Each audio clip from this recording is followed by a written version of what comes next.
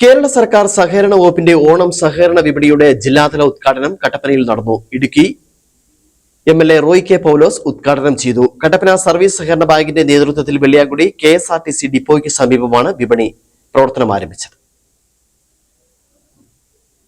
Kattappana service സഹകരണ ബാങ്കുമായി ചേർന്നാണ് കേരള സർക്കാർ സഹകരണ വകുപ്പിന്റെ ഓണം സഹകരണ വിപണി കട്ടപ്പന വെള്ളിയാങ്കുടി KSRTC ഡിപ്പോയ്ക്ക് സമീപം പ്രവർത്തനം ആരംഭിച്ചിരിക്കുന്നത്.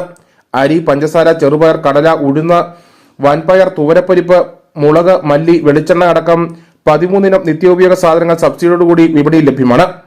ഓണം വിപണിയിലെ വിലവർദ്ധനവിനെ പിടിച്ചു നിർത്തുക എന്നതാണ് ഓണം സഹകരണ വിപണിയുടെ ലക്ഷ്യമെന്ന് ഇടുക്കി എം.എൽ.എ. റോയ് കെ പൗലോസ് പറഞ്ഞു. കേരളത്തിലെ പൊതു വിപണിയിൽ ശക്തമായ ഒരു ഇടപെടൽ കാലങ്ങളായി നമ്മുടെ കേരളത്തിലെ ഗവൺമെന്റുകൾ നടത്തിക്കൊണ്ടിരിക്കുന്നതാണ്.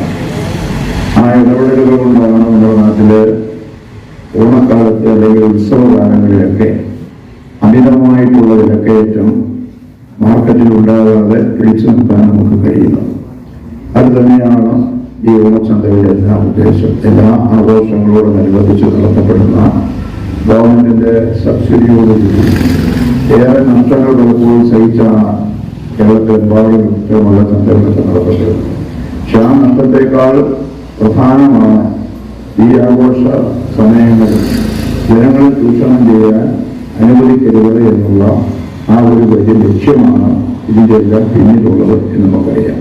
ഈ വർഷവും UDF ഗവൺമെന്റ് തീരുമാനിച്ചിട്ടുള്ളത് കേരളത്തിലെമ്പാടും ഏതാണ്ട് 2000-ലേറെ ഓണച്ചന്തകൾ കൺസ്യൂമർഫെഡ് ആണ് ഏറ്റവും കൂടുതൽ നേതൃത്വം കൊടുക്കുന്നത്. മറ്റ് സഹകരണ സ്ഥാപനങ്ങളിലൂടെ നടത്തുന്നുണ്ട്. അങ്ങനെ കൺസ്യൂമർഫെഡിന്റെയും വിവിധ സഹകരണ മേഖലയിലുള്ള സ്ഥാപനം. ഉദ്ഘാടന യോഗത്തിൽ കട്ടപ്പന നഗരസഭാ ചെയർപേഴ്സൺ ജോയി വെട്ടിക്കുഴി അധ്യക്ഷനായിരുന്നു.